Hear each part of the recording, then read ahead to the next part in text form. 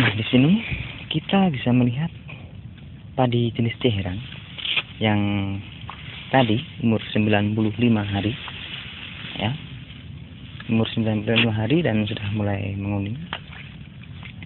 Ini terlihat ambruk.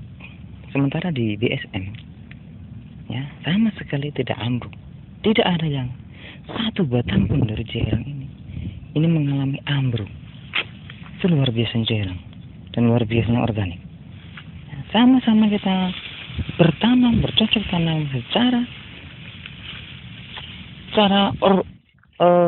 tradisional sekalipun. Tapi ketika kita memanfaatkan potensi alam, memanfaatkan apa yang diadakan oleh alam, ya, apa yang disediakan oleh alam, maka kita akan memperoleh hasil yang insya Allah maksimal daripada kita membuat alam tersebut rusak seperti ini. Yang kita lihat adalah padi-padi Ceherang ini ambruk, sementara padi BSM masih kokoh berdiri dengan tegaknya. Nah, kita berupaya untuk bersahabat dengan alam, ya, dengan cara apa? Dengan cara kita bertanam organik, kita memanfaatkan apa yang ada di alam tersebut. Di sekitar alam, di sana ada pohon mahoni, kita buat insektisida, ya. Apa yang disediakan oleh alam itu adalah jerami yang nantinya dipotong, dipanen, terus kita manfaatkan kembali untuk kompos tersebut, untuk sawah tersebut. Kita tidak perlu beli yang namanya pupuk kimia kembali. Dan pupuk kimia itu harganya semakin meningkat para petani.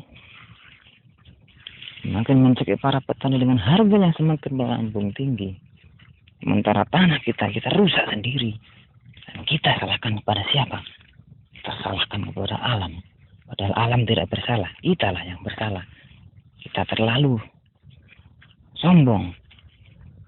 Tidak terlalu gegabah.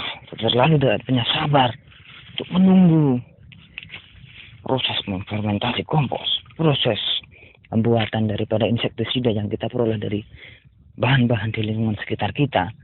Mungkin di kampung saya, di desa saya, di rumah saya banyak jenis insektisida organik seperti brotowali, jenuh atau tubo, lahos, ya, yang saya tanam sendiri, dan banyak lagi insektisida yang ada di sekitar kita. Tapi kita tidak mau memanfaatkan alam tersebut.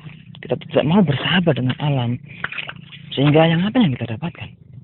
Inilah yang kita dapatkan, ya, ambruk. Dan BSM ini udah mulai menguning sama, umurnya hanya selisih 5 hari dan tidak ada yang ambruk. Panjangnya lebih panjang, lebih tinggi. Dengan sistem organik dalam waktu 2 tahun, ya, dalam waktu 2 tahun, organik Astano yang di master, ya, atau di waktu itu kita peroleh ilmunya dari Ibu Erlina Kumaladara.